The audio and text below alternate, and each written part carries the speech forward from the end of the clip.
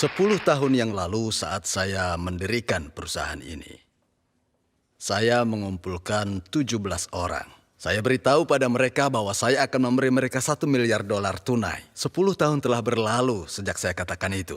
Dalam 10 tahun itu saya terus-menerus menjanjikan hal yang sama. Anda tahu apa yang terjadi 10 tahun kemudian? Itulah kenapa Anda harus terus-menerus menceritakan mimpi Anda pada orang lain. Apa yang perlu Anda ceritakan pada orang lain? Jika Anda menjanjikan mereka bahwa Anda akan memberikan $1 miliar tunai, maka Anda harus pastikan itu akan menjadi kenyataan. Hadirin, dengarkan saya. Ucapan Anda harus mendahului tindakan. Ucapan yang dikeluarkan oleh seseorang harus mendahului tindakan mereka. Biarkan ucapan Anda mendahului tindakan sehingga Anda harus menjadikannya kenyataan. Anda tahu saya belajar dari mana? Saya pelajari dari kitab suci. Apa yang Tuhan lakukan pertama kali ketika menciptakan dunia? Tuhan menggunakan ucapan terlebih dahulu. Jadi Tuhan menciptakan dunia ini dengan ucapannya. Itulah sebabnya kenapa Anda harus menciptakan kesuksesan Anda dengan menggunakan ucapan juga. Anda harus mengatakan pada yang lain, saya akan menghasilkan 700 juta sebulan atau 1,5 miliar sebulan. Anda harus mengatakan ini pada orang lain selama 5 hingga 10 tahun. Dan ketika ucapan Anda jadi nyata, saat itulah Anda disebut sukses. Itulah mengapa Anda harus mengatakan kepada orang lain bahwasanya Anda memang akan menjadi orang yang sukses. Untuk tahu apa yang harus Anda katakan pada orang, Anda harus mencatatnya dulu.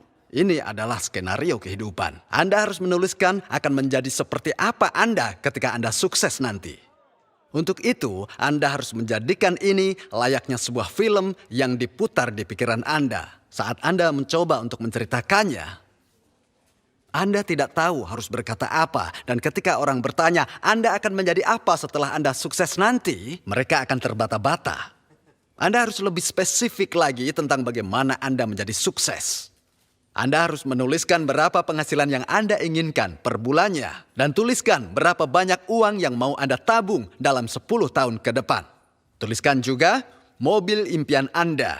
Rumah seperti apa yang ingin Anda miliki. Anda perlu lebih spesifik akan bagaimana orang yang sedang makan bersama dengan Anda bisa menjadi orang sukses nantinya. Jelaskan lebih spesifik seberapa banyak Anda membantu orang lain dalam sebulan. Lalu Anda harus bayangkan hidup yang ingin Anda jalani dalam pikiran Anda dengan sangat jelas. Dan Anda harus menceritakannya kepada orang lain.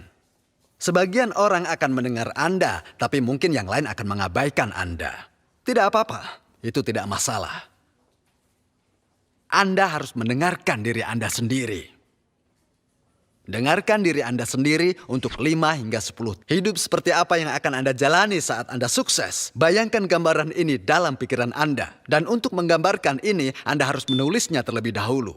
Walaupun Anda sudah melakukannya bulan lalu, Anda harus menulisnya lagi. Tulis ulang lagi setiap bulan. Lebih baik lagi jika Anda bisa menulisnya tiap hari. Jika Anda tidak bisa, tulis saat Anda datang ke sini. Saat Anda menuliskan seperti apa hidup Anda setiap bulan, maka hidup Anda akan berubah perlahan-lahan. Kenapa Anda terlihat lemah?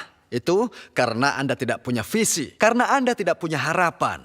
Ya memang, benar bahwa ada beberapa orang yang bisa memotivasi diri untuk punya harapan.